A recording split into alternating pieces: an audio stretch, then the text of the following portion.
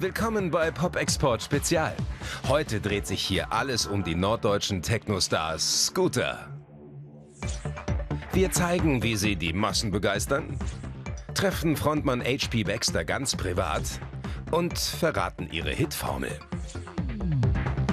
Scooter gehören zu den beliebtesten Dance-Acts der Welt.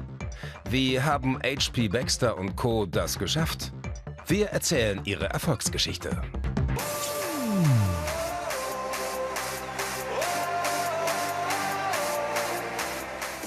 Ihre Konzerte sind wilde Techno-Partys.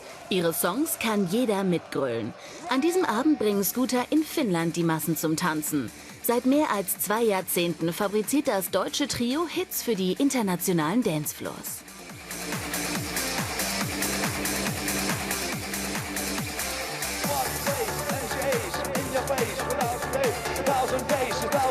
Ist schon die Härte, also manchmal kann man das selber gar nicht glauben oder so fassen, was das für ein langer Zeitraum ist.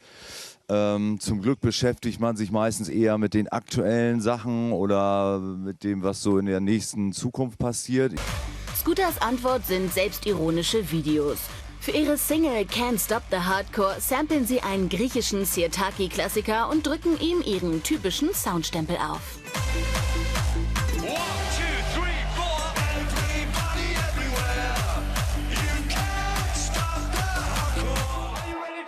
Vor allem in nordeuropäischen Ländern wie Finnland werden Scooter verehrt. Es fühlt sich genauso an wie in den 90er Jahren.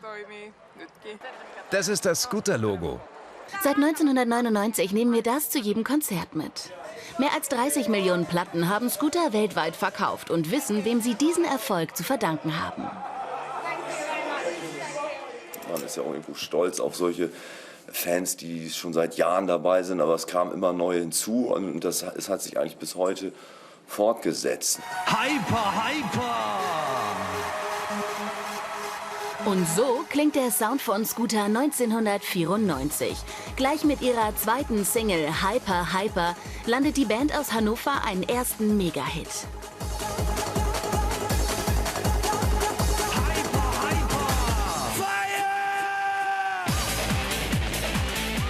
Seitdem mischen Scooter immer wieder die Charts auf. Ihr Erfolgsrezept funktioniert bis heute. Schnelle Beats, eingängige Melodien und prägnante Schlachtrufe.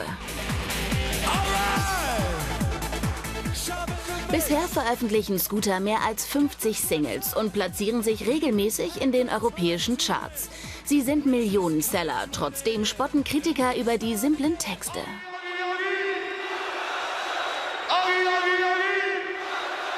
Die Message unserer Texte muss man im Gesamtkontext sehen mit der Musik und was dann passiert.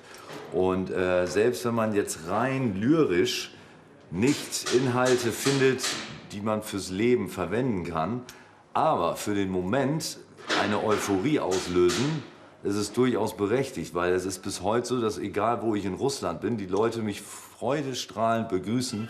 How much is the fish? How much is the fish?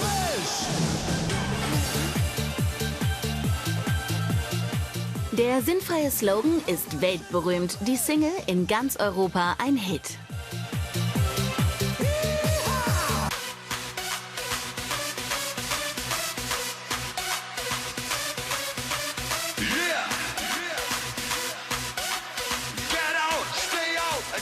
Scooter sind auch eine der umtriebigsten Bands der internationalen Dance-Szene. Jedes Jahr stehen zahlreiche Live-Shows von Moskau bis Oslo auf dem Plan. Sich auf den Erfolgen ausruhen, das kommt nicht in Frage. Es bringt nichts, immer so retromäßig irgendwas am Leben zu erhalten. Vor allen Dingen haben wir ein riesen Repertoire an Klassikern, an wirklich schnellen Sachen, an typischen Scooter-Techno-Sachen. Und man muss hin und wieder sich auch mal versuchen, zumindest neu zu erfinden und das Ganze so zu transformieren, dass es in die Neuzeit passt. Ans Aufhören verschwenden sie auch nach mehr als 2 Jahrzehnten keinen Gedanken. Scooter, das ist Rave nonstop.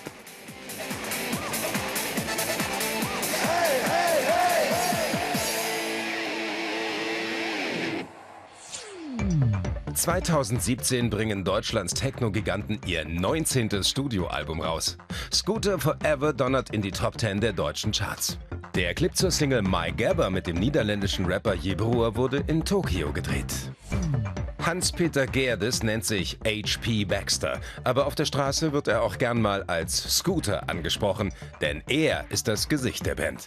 In Pop-Export Spezial zeigen wir die Privatperson hinter der Bühnenfigur.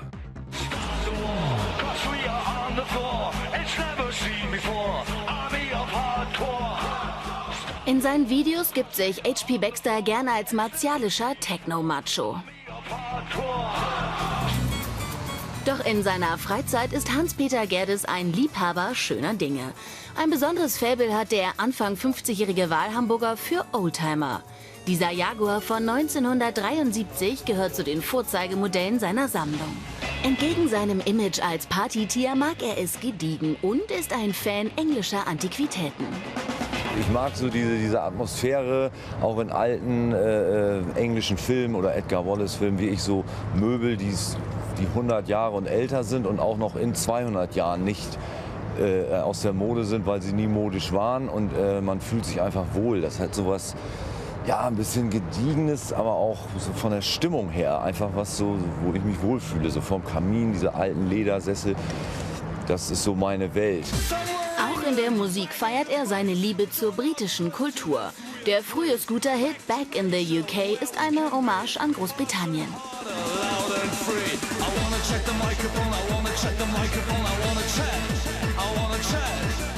Privat hat sich Hans-Peter Gerdes immer von der Kunstfigur HP Baxter abgegrenzt. Ich würde nicht sagen, Hans-Peter Gerdes ist langweiliger, aber doch manchmal ein bisschen ruhiger, gemütlicher, vielleicht auch sogar hin und wieder ein Tick spießiger, als man denkt. Aber das finde ich auch okay, weil ich glaube, sonst, man muss auch selber so einen Abstand haben, sonst dreht man ja durch. Geboren wurde er 1964 in der niedersächsischen Kleinstadt Leer. Nach dem Abitur studierte er in Hannover Jura, bevor er die Musik zum Job machte. Heute genießt Hans-Peter Gerdes auch mal die Stille bei einer Tasse Tee. New Earl Silverstar. Oh, der riecht echt gut. Ich bin ja geboren und aufgewachsen in Ostfriesland und da gehört ja, es ist Tee einfach fester Bestandteil der Kultur. Insbesondere diesen kräftigen Ostfriesentee, das ist eine Mischung aus Assam, Ceylon und ein bisschen Darjeeling. Das ist wirklich ein kräftiger Tee, fast schwarz und der auch mit Candies und Sahne getrunken wird. Ein Mann der Gegensätze. Im Alltag ist der gelernte Industriekaufmann eher zurückhaltend und setzt auf Tradition. Doch auf der Bühne gibt er alles, um die Massen ausflippen zu lassen.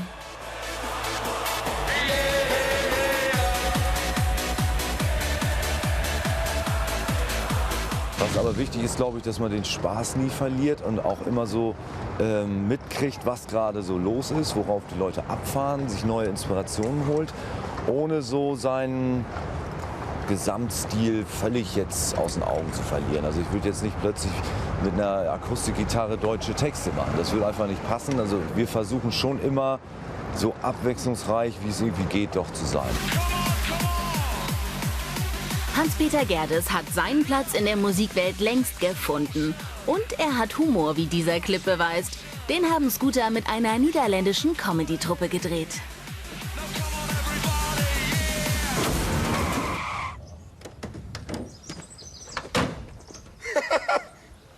Scooter!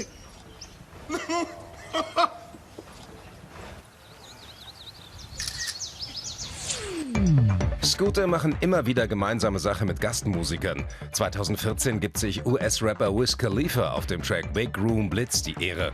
Im Clip dazu taucht er zwar nicht auf, ein Hingucker ist das Video aber trotzdem. Noch mehr spannende Geschichten über Scooter gibt es jetzt in der Zugabe.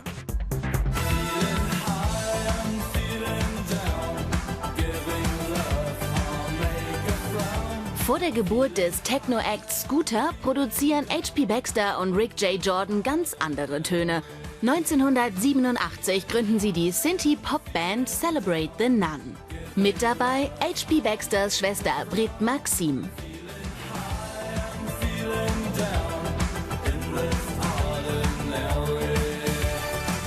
Die zweite Single Will You Be There erreicht sogar Platz 5 in den US-amerikanischen Billboard Club Charts.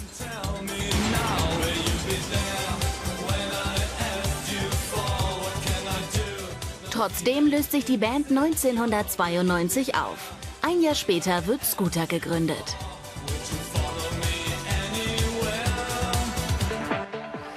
Hans-Peter Gerdes macht nicht nur als Musiker eine gute Figur. 2013 wirbt er in Russland für eine Elektromarktkette. Der Text jeweils für den Spot, der wurde mir vorher gegeben, dann noch in Lautschrift, dann habe ich mit einer ein bisschen geübt, so eine Assistentin, die hat mir das vorgesprochen, ich habe es nachgesprochen. Aber wer weiß, was ich wirklich sage, ich kann es ja nicht kontrollieren. Der Norddeutsche kennt sich aber nicht nur mit Staubsaugern aus. 2015 wirbt er für eine deutsche Supermarktkette, natürlich wieder auf seine ganz eigene Weise. How much is the fish? 1,59 €. Hyper, hyper! Stage dive! Geiler Gig.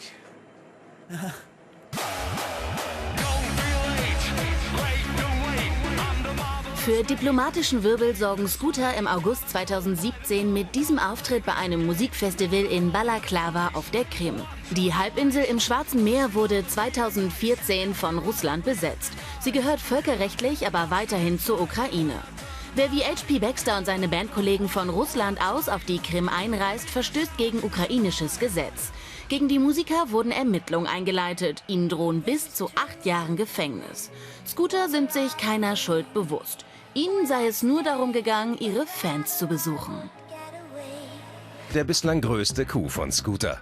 Mit dem Album Jumping All Over the World stoßen sie 2007 Madonna von der britischen Chartspitze. Bei Popexport Spezial geht es immer noch um die Techno-Teutonen Scooter. Allein in Deutschland halten sie einen Rekord mit mehr als 20 Singles in den Top 10. Da fragt man sich, wie machen die das?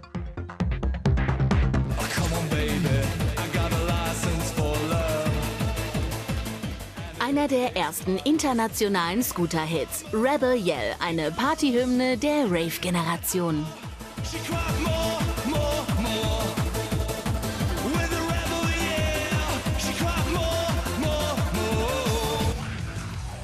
Der Song ist die Coverversion eines Rockklassikers aus den 80er Jahren, gesungen vom Briten Billy Idol. Die 3 Scootermacher erkennen schon früh, welchen Charme der Mix aus alter und neuer Musik hat. Wichtig ist eigentlich nur dabei, ja, ob man es drauf hat, das irgendwie neu zu verpacken, bestimmte Elemente zu verwenden, die dann auch genau da reinpassen. Und ich glaube, daran liegt einfach die Kunst. Man kann nicht einfach sagen, so, ich klaue mir jetzt mal die Melodie und das wird ein Hit. Also so einfach ist das dann auch nicht.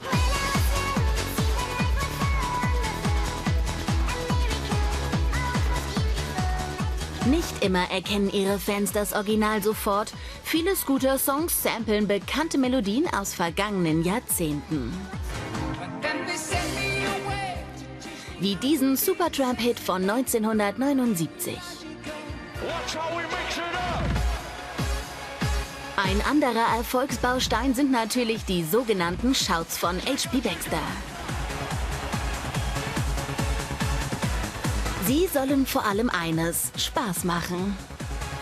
Manchmal belustigt mich das, wenn Leute so ganz ernsthaft über den Text philosophieren und sagen, was ist das für ein Quatsch? Oder auch jetzt bei Oi, ne? Everywhere I go, all the ladies wanna touch me. Ich meine, natürlich ist das eine Mischung aus Wunschvorstellung und Selbstverarschung.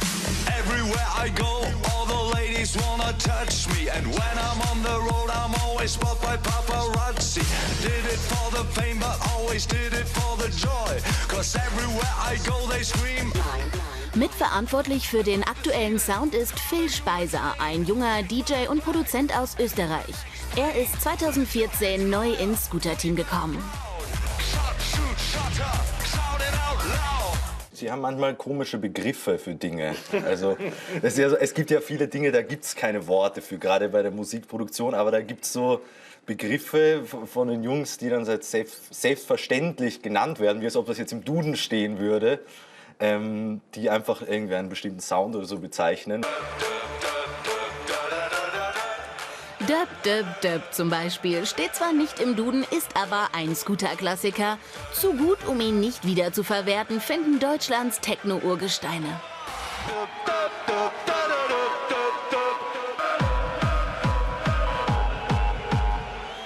Auch wenn Scooter für ihren Sound immer wieder angefeindet werden, die Kritik nehmen sie auf die leichte Schulter. Alle kaufen es, keiner gibt es zu oder keiner geht hin. Doch, das trifft sicherlich auch in weiten Teilen bei uns zu, weil bei den doch hohen Verkaufszahlen und wenn man dann oft so hört, hier, nee, Scooter und so, hört keiner, also das kann nicht sein. Also da muss es mehr geben, die es gut finden, als die es auch zugeben.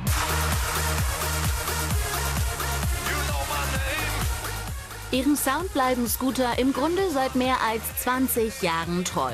Und wahrscheinlich macht genau das sie so erfolgreich.